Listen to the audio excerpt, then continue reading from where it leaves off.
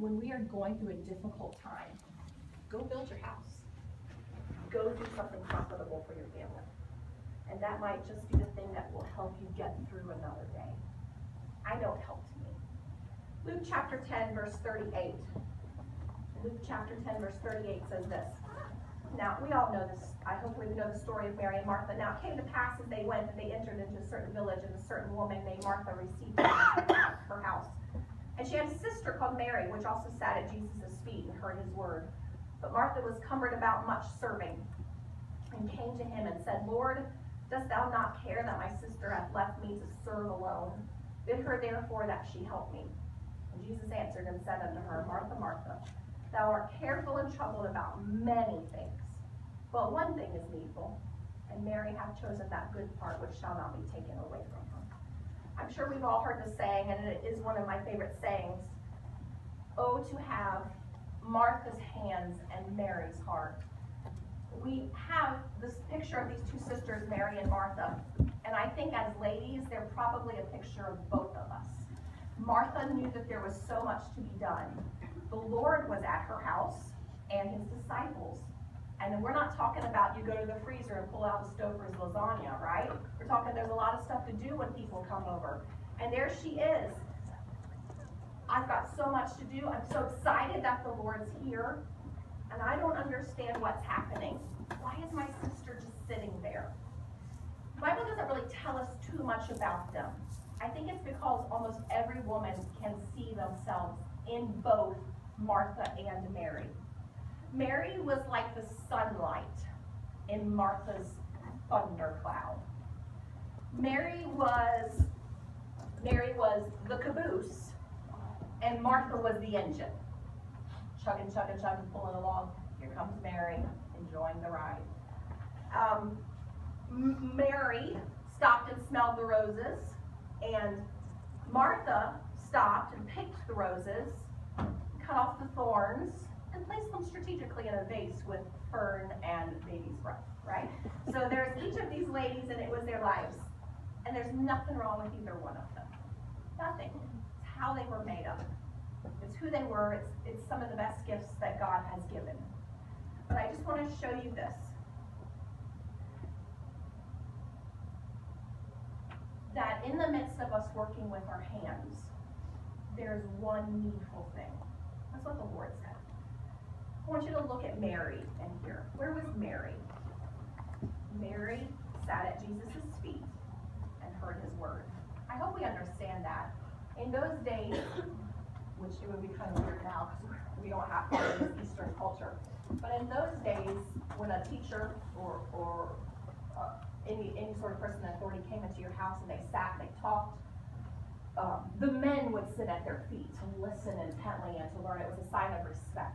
A woman would have never thought of doing that.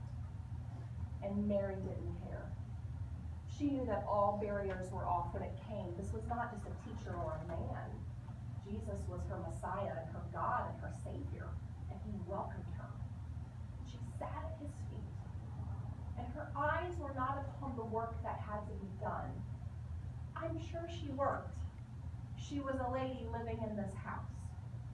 But the one needful thing was that she looked at her Savior and then did her work. Martha simply had this wrong. She only looked at the things that had to be done. When she only looked at the things that had to be done with her hands, then she got overwhelmed. But when Mary, who first looked at her Savior, and he showed her what she needed to do, and he guided her life, then everything was okay. Because she didn't miss the one needful thing. Mary's eyes,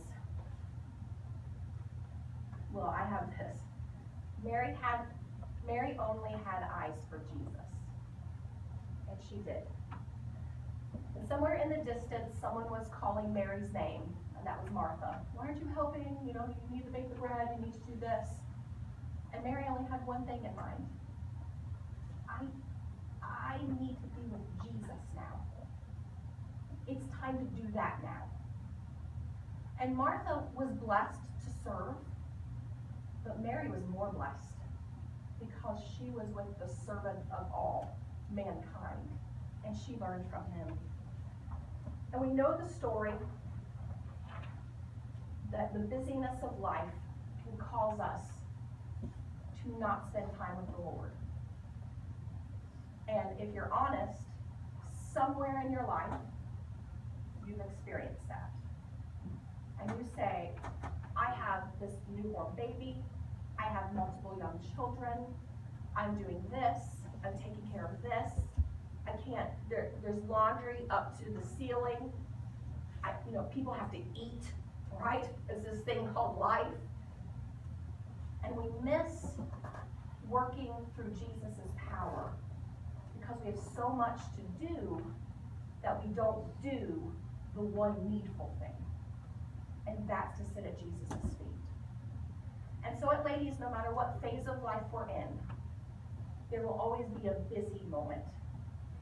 And before we have to bust into the day, we must sit at Jesus' feet and let him direct our day. Because see, I want you to look at what Jesus said. There's one thing that is needful.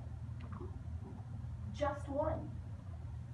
Guess what? Today, you might not need to clean out the refrigerator today.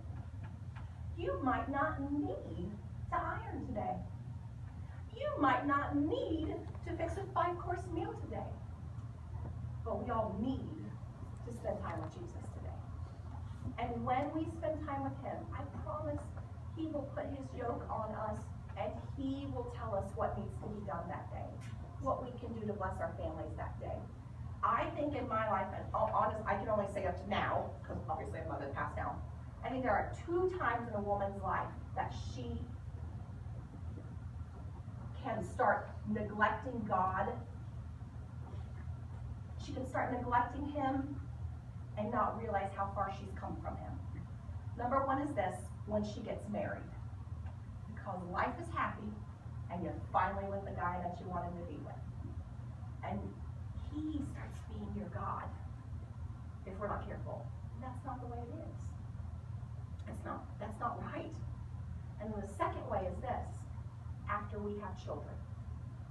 We love children and we thank the Lord for children. Boy, are they tiring.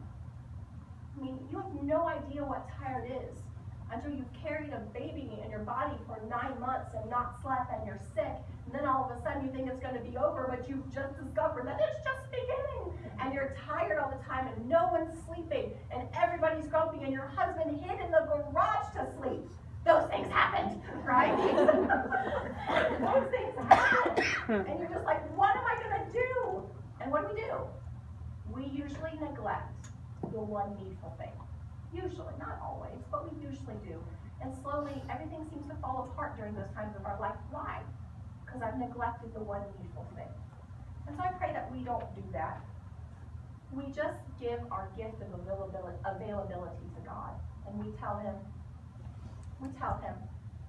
that that's what, Lord, that's what I'm going to give to you. All right, let's look at the next part of our bodies.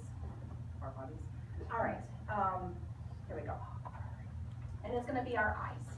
And I have to get this done because Miss Donna's going to kill me if I don't tell her what these dollar bills are for. Right?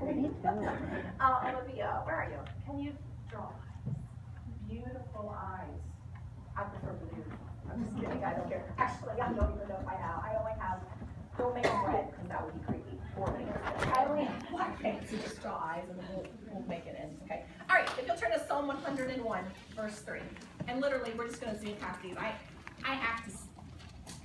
Yeah, I decided last night I have to stop belaboring all these points and get on to where I need to be. So we're going to talk about our eyes, okay? Which is kind of awkward. Kind of weird today that I have glasses on. I don't know why that's weird, but in my mind it is. So eyes, what can we do with our eyes? Number 1, I have a handful of things. Number 1, Psalm 101, verse 3. What about my eyes as a lady? Number 1, sometimes to me, because I'm a negative person, to me, I'd rather you tell me what not to do because that helps me know what to do. That's the way I pan out. That helps me. So let's look at what not to do and then look at some things to do. Psalm 101 verse 3, I will set no wicked thing before mine eye. I hate the work of them that turn aside. It shall not cleave unto me. Number one is this as ladies, that we should not set a wicked thing before our eye. Do you hear that? We should look at it, period. It's very simple. Have I done it? Absolutely. Do I regret it? Absolutely. There's things then that once I see